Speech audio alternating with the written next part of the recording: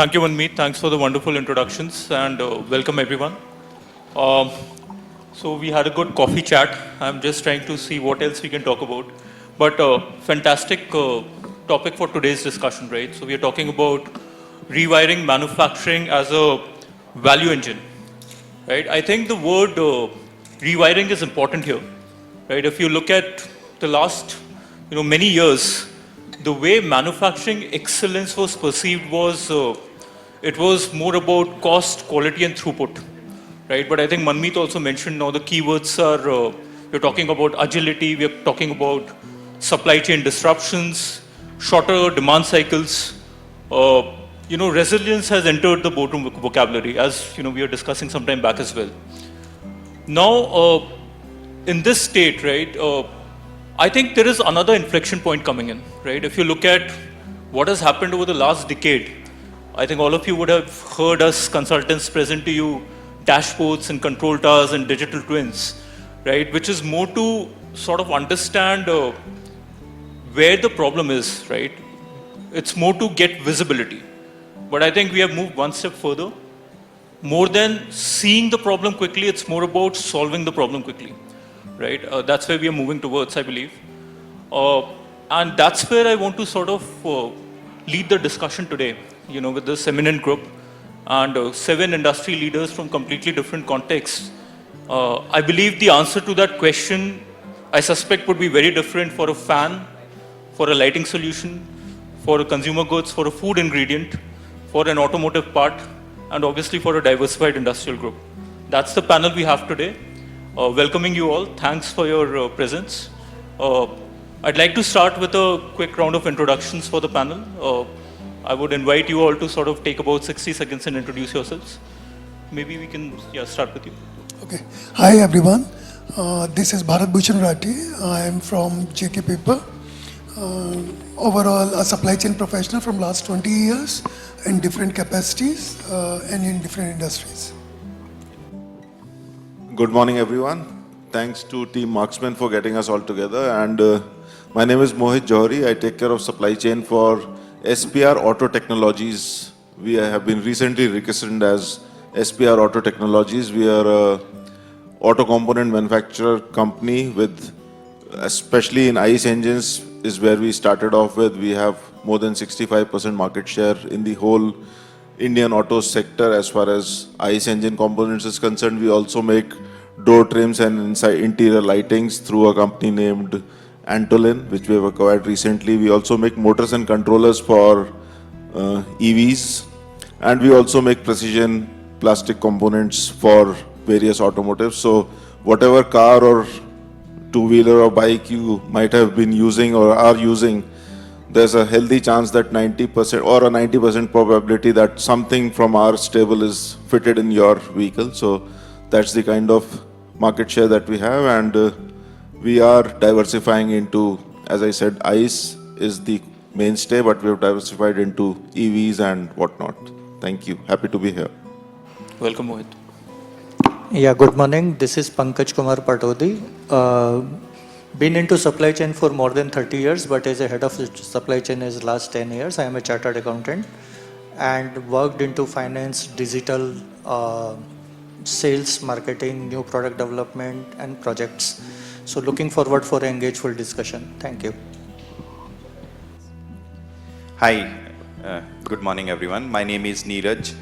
I have been in supply chain at half the time that Mr. Pankaj spends almost 15 years now.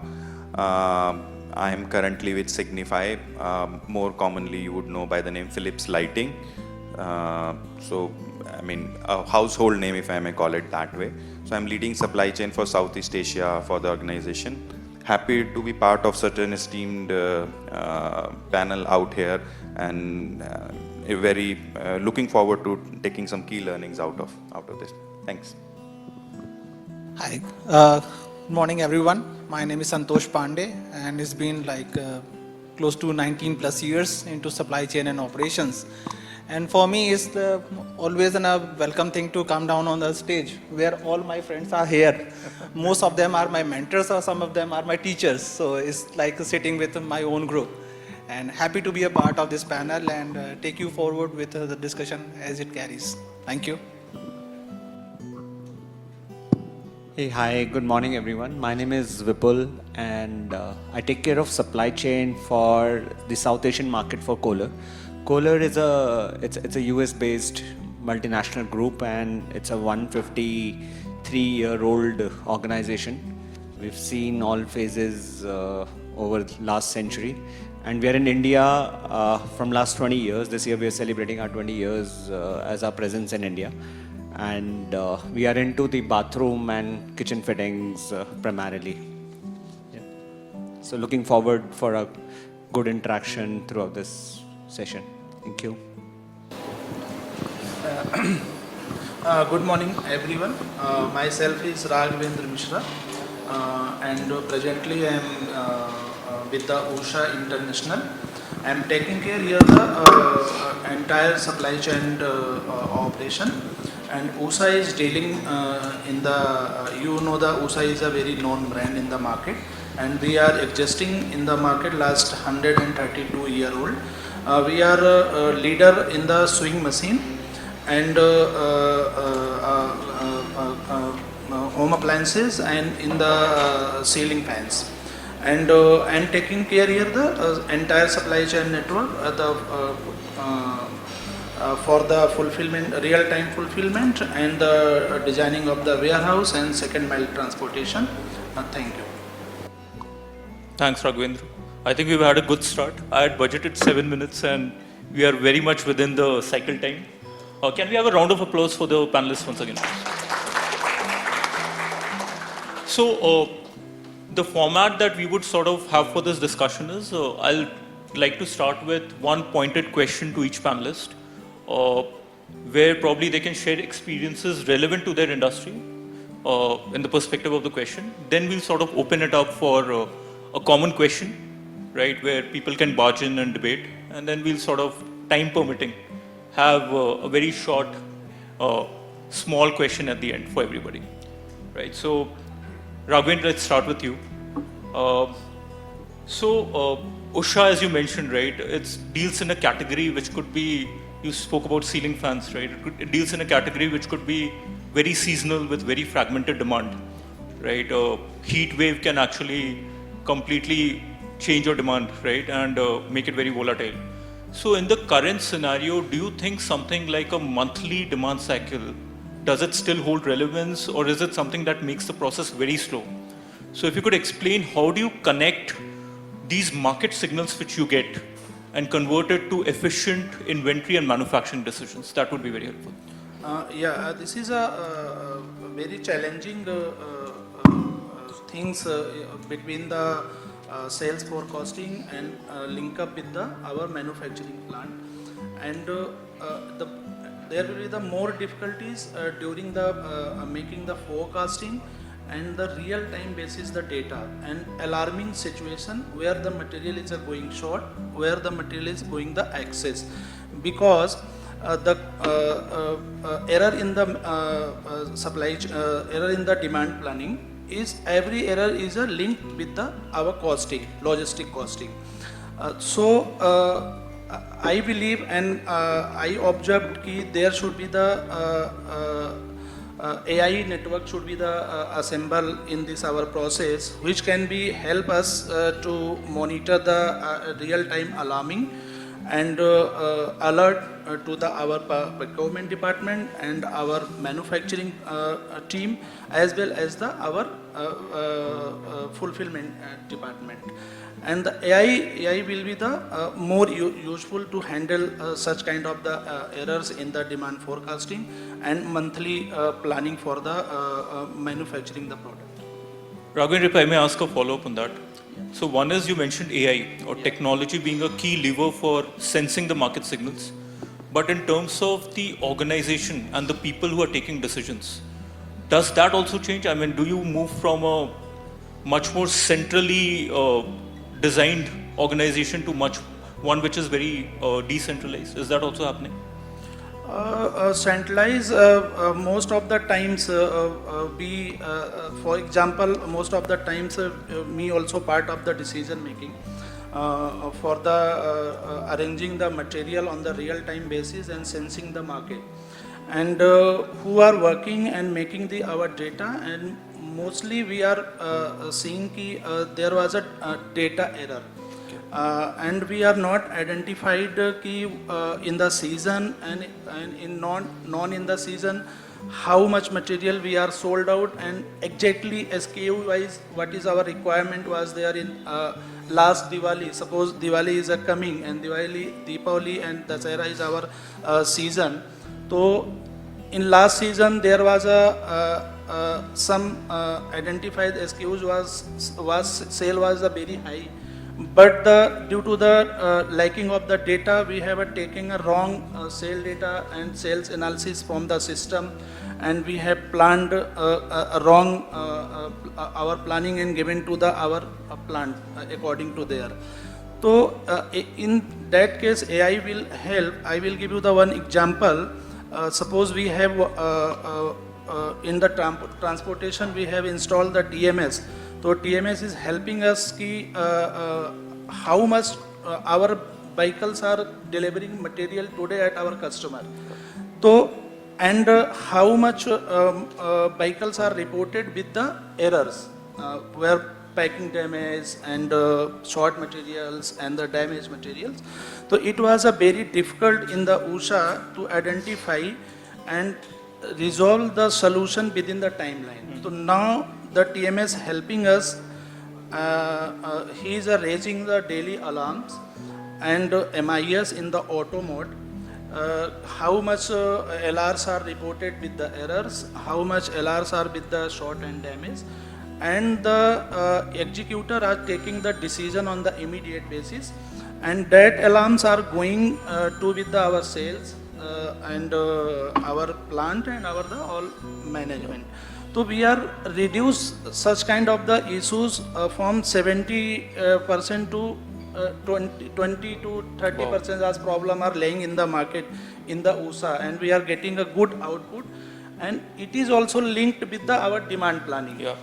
So I observed that the same tools will be applicable in the demand planning and forecasting. It will be the more helpful for the industries. Thanks, Raghavendra. I think nobody can deny the importance of data and technology in today's world. I'll move on to you, Vipul. Yeah, thank you. Again, you deal with a very interesting industry, which is not just manufacturing a functional product, right? You are sort of giving an experience to customers, right? So, unlike some other industries, I believe Kohler would have a lot of product variety, right? And they would want to ensure that the customers have choices. So, how do you balance in such a scenario manufacturing efficiency and not let the SKU proliferation come in the way to efficiency? If you could throw some light there. I think it's a very interesting question because what we are talking about is what do we stand for? So as Kohler, we are an aspirational brand, and how do we remain an aspirational brand is that our offering is unique in the market. But you know that's what the customer sees. But you know when we talk about the value chain, this is going to complicate the entire value chain, starting from the manufacturing, even a step before, from our vendors to the manufacturing to the entire delivery. So it's a good puzzle to solve, is what I say. So how do we deal with it? Is primarily considering we are an aspirational brand. When we go to the VVIPs or the top notches or the HNIs, they don't want that kind of product which is available across, right? They want something unique for their home or for their offices as well. So you need to ensure that you have all that in your offering while you're still not complicating your manufacturing processes, because the volumes will be limited from that perspective. So how do you deal with it? So primarily it's a combination of your entire product life cycle management, how effective you are in terms of your product life cycle. Second is how do you segment your portfolio? So I'll come to both these points. Let's first talk about how do we segment that portfolio. So if in our books, we during college days, we have learned that basic concept of make to order, make to stock, right? So we have set of portfolio which is for the masses, which is high selling. Those are like MTS, we call it, or make to stock, which are plannable products for which you do all your supply chain processes like demand forecasting to your supply planning to your production planning and your batch management, everything. So that's one set where the expectation from the market is that it's always available.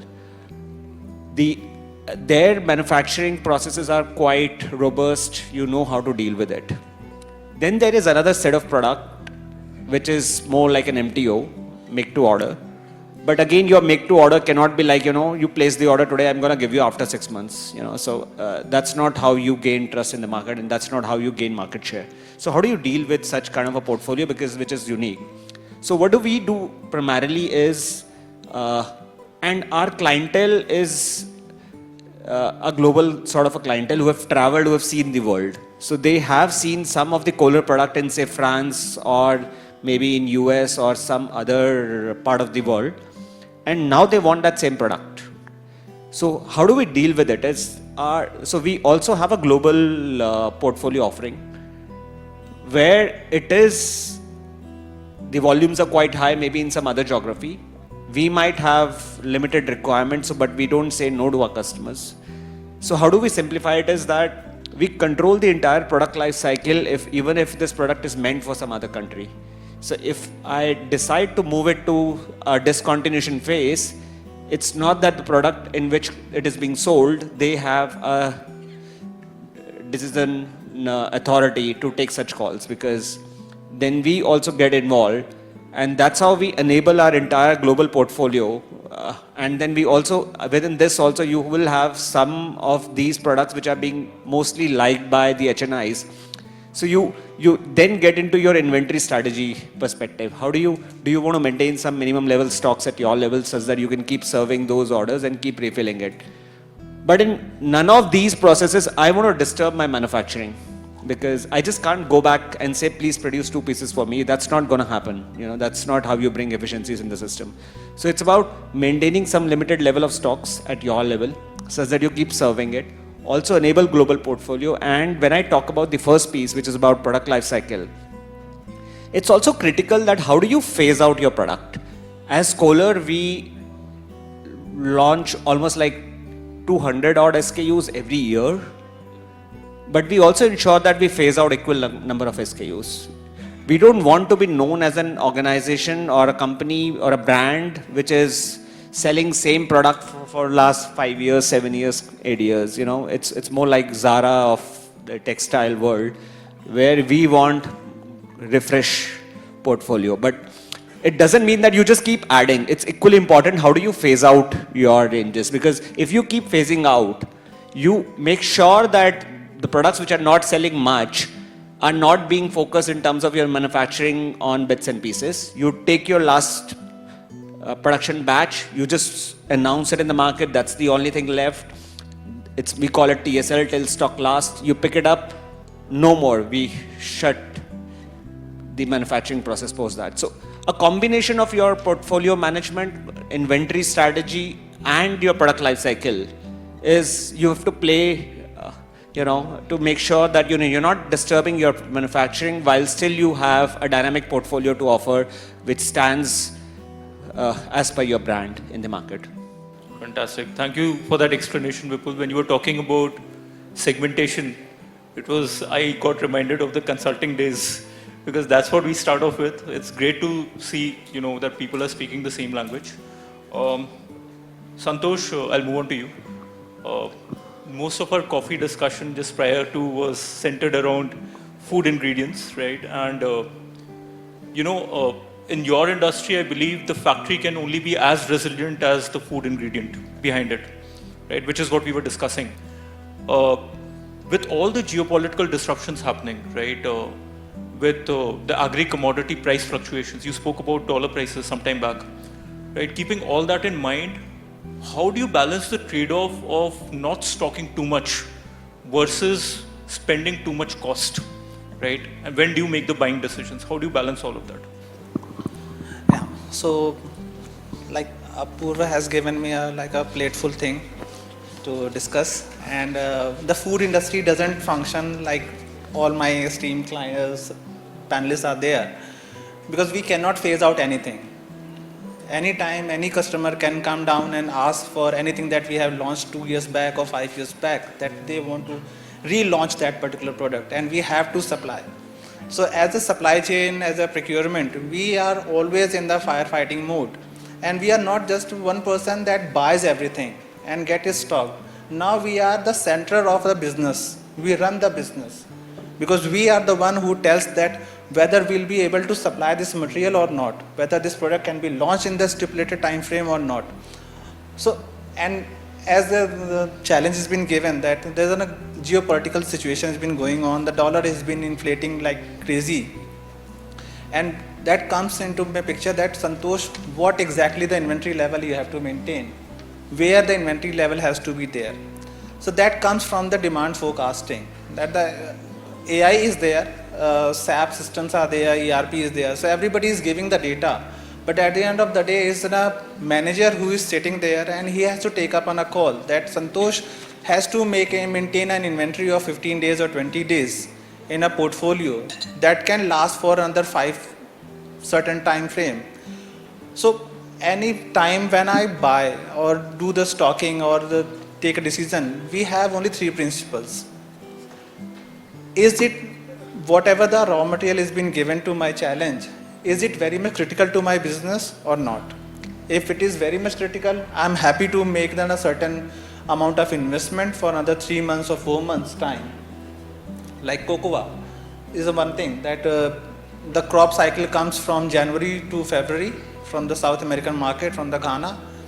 And so I know that, okay, there's a situation going on. The Ghana has stopped their production because of some labor law changes. So that information I have to be on the top of it, that what the geopolitical things been happening. And basis on that, I maintain an inventory for 6 months. So that's an investment that I made. And basis on that, maybe in next 3 months or 4 months, I'll be shaving off certain losses that might have incurred if I would not have maintained that particular stock or inventory. The first thing. Second is, whether it's in a seasonal product or is in a just a one-time fluctuation has been coming. So that we have to be very much sure of that what's been happening in the market. Isn't a seasonal thing? Okay, like sugar. From June onwards, all these sugar mills stop production and the next production cycle starts from November onwards.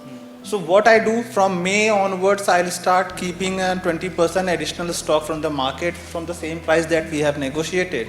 And basis on that, for another 2 or 3 months, there's a pilferage stock that has been maintained for me. So that's how, these are the 2 principles.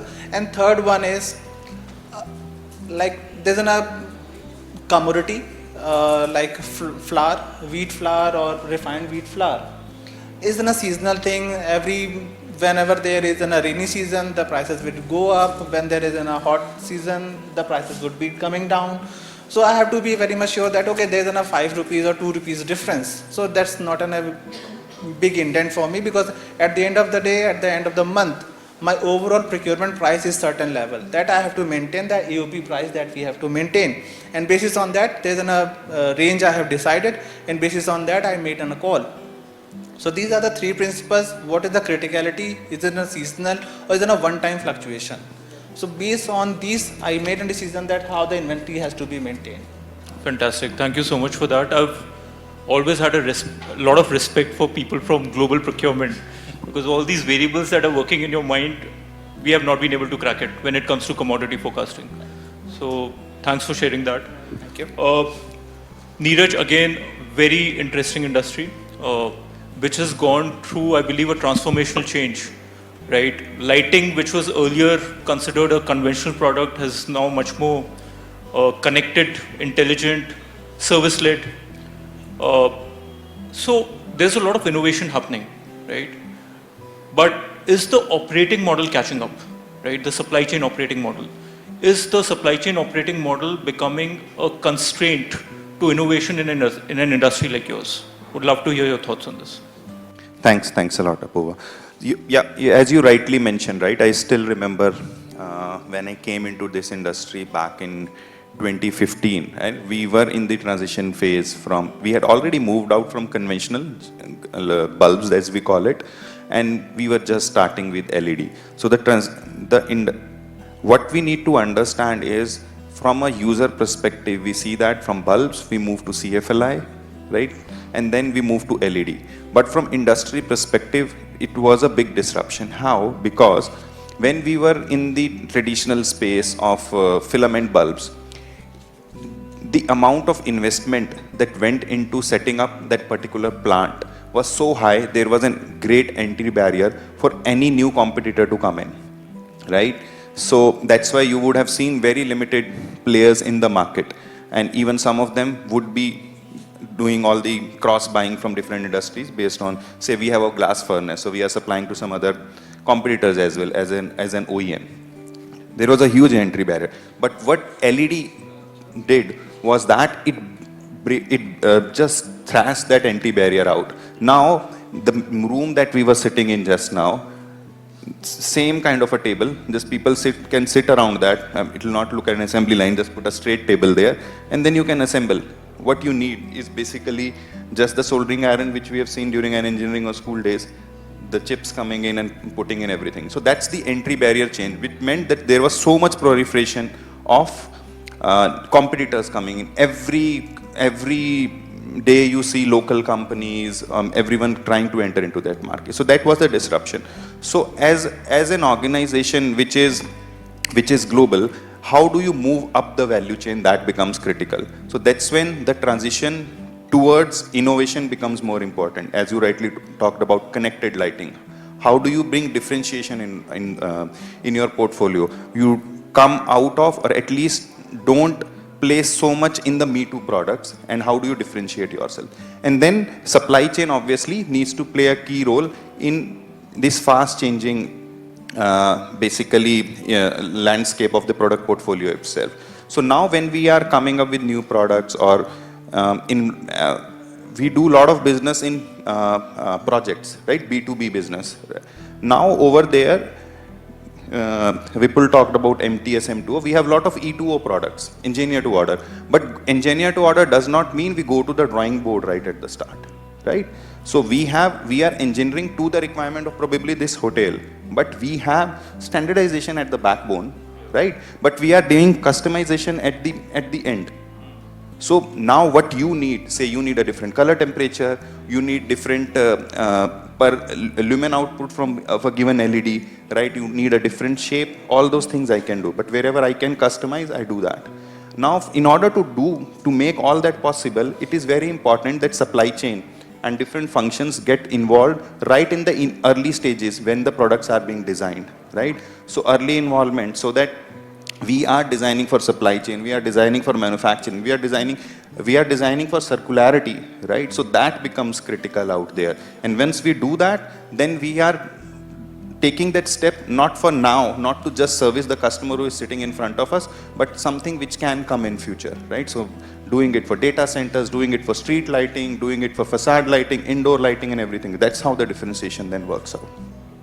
Fantastic. So basically, how do you sort of balance standardization and customization by having collaboration right at the beginning is what you were trying to sort of mention. Thanks for that, Raj. Pankaj sir, welcome again.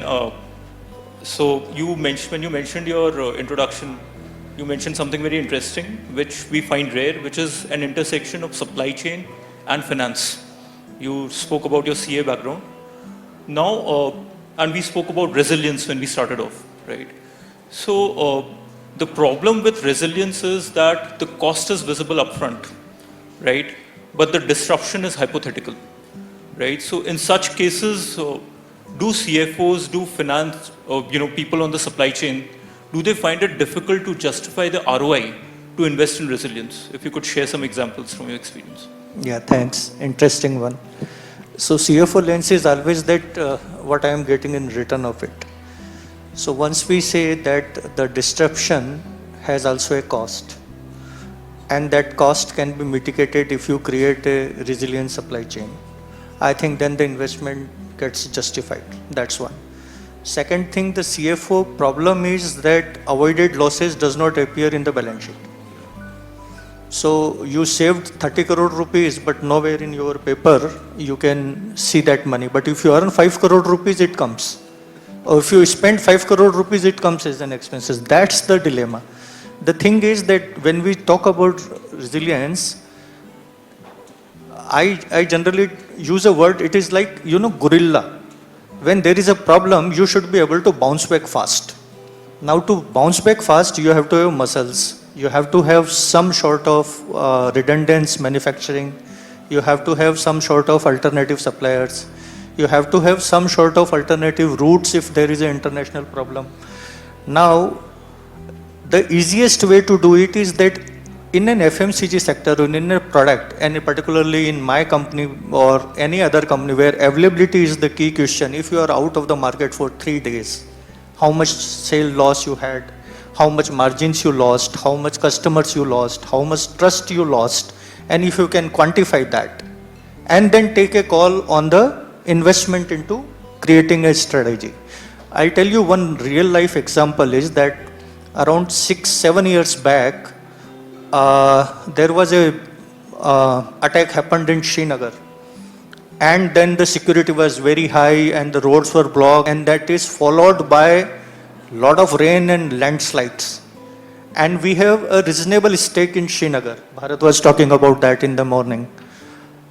And that time I went to my CEO and I said, I want to hire a chartered plane to carry my goods to Srinagar from my factory in Ghaziabad. Now that investment was costing at least 10x of what my normal cost was. But that is how the resilience should be tested when you don't have the urgency, and try and test and keep people's confidence into it and create surrounding around it so that, and we did it successfully. In 3 days our material were in the valley from Ghaziabad, which generally takes about 6 days from the road, and in a rainy and this season you have no guarantee. Last year it happened that bridge in Kathua got disturbed and it took 4 months. So you have to take the alternative route. Now alternative route has a cost. So that is how the CFO mind, we generally tries to talk about that what is the alternative, which is not a hypothetical, but is the actual cost, and what we are losing into the whole game, and gets his investment.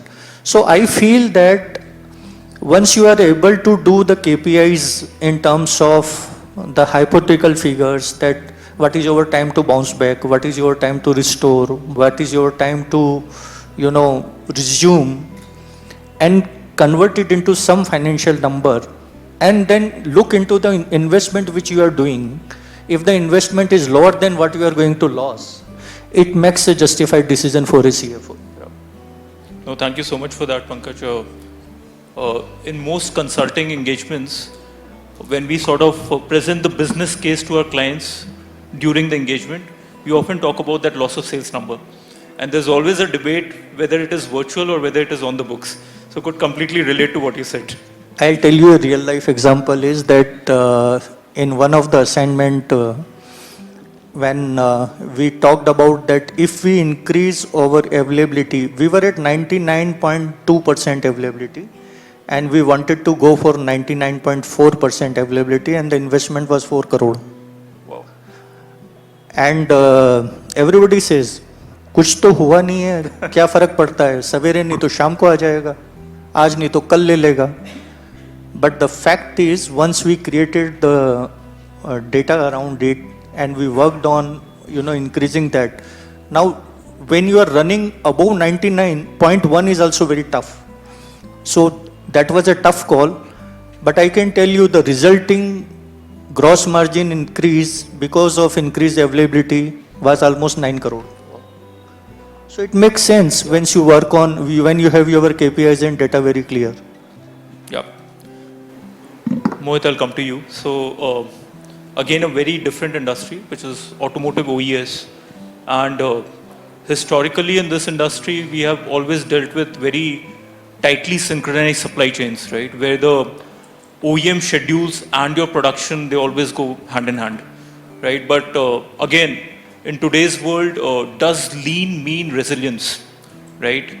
And have we taken just in time, just in sequence too far? How do you decide where and what strategic inventory buffers to build, especially in your industry? So, good afternoon or good morning, is it? Yeah, good morning still. How many of you use automotive or automobiles? Everyone, right? And all of you with the Gen Z's kind of approach that is getting into our way of working or way of thinking, we want it at the spur of a moment. So, आज मैंने सोचा and कल I want the vehicle to be delivered to me. So, and I have worked on both sides of the spectrum. So I have worked with Tata Motors and the Hondas. So I can relate to what Apurva is saying. We used to work on just-in-time kind of a scenario, especially in Honda cars. Anything and everything that used to be fitted on that 52 seconds of production line where the car used to get made in those 52 seconds, everything had to come just in sequence. That was the kind of tightly synchronized way of working that used to be the case. Post-COVID, things have totally changed. Now it's a question of making sure that you have the material available for sale. So whether it's the OEMs or for us who we supply to more than, we have a 65% or thereabouts market share in the ICE engine category of components. So specifically talking about that, the way we have changed our way of working so as to synchronize with the customer-centric approach that all the OEMs have, and we also have a customer-centric approach. So we cannot at any point of time falter in any of the schedules to any of the OEMs. So as a result, what we have done is just in time, good enough, no issues, but just in time is not for the current ages. It is just in case. What I mean to say by just in case is you have to be prepared for the eventuality that may come. So as Pankaj ji was also saying about the eventuality and the sudden change of scenario, so you have to make sure that you are ready or prepared for the worst, or you are prepared for something which you cannot even foresee. So as a result, what you do is, I have kind of formulated a strategy which says 3C. So the 3 C's stand for connect. So the supply chain partners from this end of the spectrum to the other end, customer to the supplier need to be connected.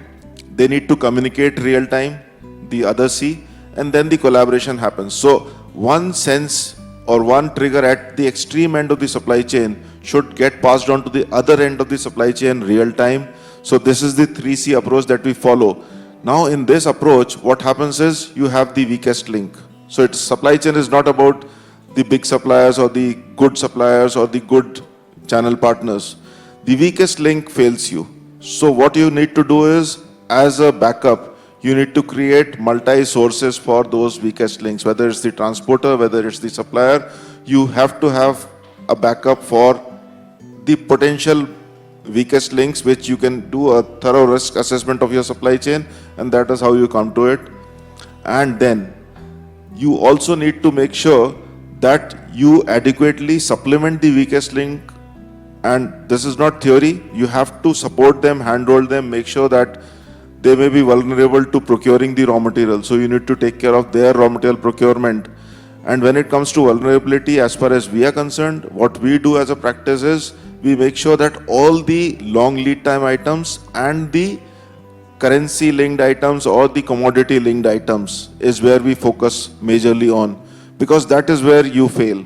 Unless you have coverage of material which has a 3 to 6 months lead time. So as a result, what we do is we import a lot of material from Japan. So instead of holding 2 months or thereabouts of inventory pipeline as well as on ground, we have gone up to say 2.5 to 3 months on a case-to-case basis. So as to make sure that my pipeline doesn't go dry.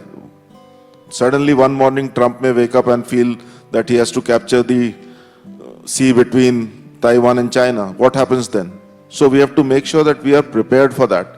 And how you get prepared for that is advanced planning, advanced visibility, and trying to make sure that your supply chain is connected end to end. That's how we kind of go about it. Thank you, Mohit. I love that term, just in case. And I think we are just in time for the last question. So, moving on to you, Bharat. How difficult it is for a moderator and for organizer when all turned up on the same day. Absolutely. The time pressure is killing me. So I'll request you for a quick revert on this question, Bharat. I know I'll try to make the question a little shorter. So in a diversified company, right, there is again a trade-off between business-specific decisions, because you're dealing with multiple businesses, and a common operating model. How do you draw that line? How do you sort of decide that from a supply chain standpoint? See, before answering, just a disclaimer that whatever I am discussing today is my personal views and my personal experience. Please do not relate it to my company's strategy or my company's investment strategies. Okay, now comes to a question. See, whether it's a multi-conglomerate or whether it's a single, the ethos remains the same. For example, if a company is customer-centric, they are building all their supply chain around that ethos only. Whether they are into one business, two business, or many businesses. If a company's culture is into a cost optimization model, see, कि मुझे least cost model में जाना है, and when we have we can compromise on service level, then they will, and there's nothing wrong in that. So no strategy is wrong, because you are giving the message anyways that I am the optimal cost model. Probably I am not giving 100% of the time, but it's 90% of the time. And the customer is aware about that. As long as you are communicating to your customers, I think that's good. So there is no harm in this. Then there is something called that how you will draw the line between customer service and cost efficiency. So because there are only two cases in supply chain, there is no third case. Whatever we are building inventory, we are segregating markets, we are segregating SKUs, all comes around these two things only. Now it's draw the line between P&L only. Okay, which strategy works for you? Even within same industry, that can be different for two different companies. If it's a light company also, one light company A, light company B, they can work on two different models and they are both profitable. Like example of Rolls-Royce and Maruti. Both are profitable, but both are into exactly different models. Okay, the same comes with this. When you are, so for example, if a company is into commodity like paper, okay, now you need to turn around your supply, because nothing called cost optimization now. Now, you believe it or not, but the Amazons and these Flipkarts now even disrupting commodity market as well. How it is then? From last so many years, atta flour is in a commodity only, but Blinkit is giving us as a necessity now. Okay, and पहले हम planning करते थे, but अभी 10 minute में रात को चाहिए. So now it's the usage and application of any material which actually giving you power, that how you are building a supply chain. And for a company, they can be in a two different model as well for a single product. So if I am a company, paper company, I can be into modern retail, I can be into a B2B business.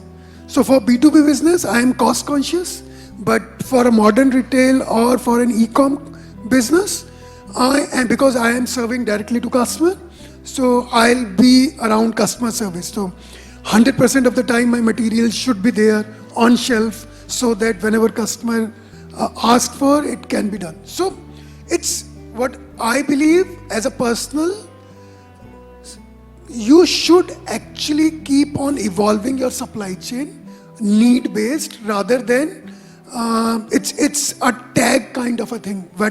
So you need to integrate your supply chain to the marketing as well. How you are communicating to the customers. You are communicating as a cheap product or a product which is available every time. So that's it. Fantastic. Thanks, Bharat. I think the time is up. We will continue the debate after, outside. But I just want to end with one word question for all of you, right? Just answer in one word, whoever wants to. So in the next 10 years, manufacturing companies that still rely on dash will struggle to compete. So orthodox way of working, traditional ways of working, okay? See, companies which will just think about cost, as Pankaj also mentioned, I'm taking it from him because he has dual kind of roles. So he's the CFO, he knows the importance of money, but he also knows the importance of execution. So there has to be a fine balance between execution versus the cost benefit. Cost benefit alone will not take companies far. Kohler's example is there. So if you need to grow, you need to spend a little more because the customer is now willing to pay more. Blinkits, you pay the delivery charge of 12 rupees, 15 rupees just because you want that now. You have stopped planning your inventories at home. As a result, whenever you think about it, you go for the order and pay that extra money. So it's a question of customers willing to buy that luxury. I won't say luxury, but it's going to become a way of life. Just one more before somebody kicks me out of the stage. So just one. I think you talk about dash. Yeah. The focus need to shift on total cost of delivery TDC. and total realization of delivery. If the focus is there, then rest is manageable. Fantastic. Sorry, I'll have to cut this short, but thank you so much for your time. Personally, for me, it was a very engaging discussion, especially the learnings from 7 different industries with your examples coming in. Fantastic. Really looking forward to connecting again. Thanks a lot.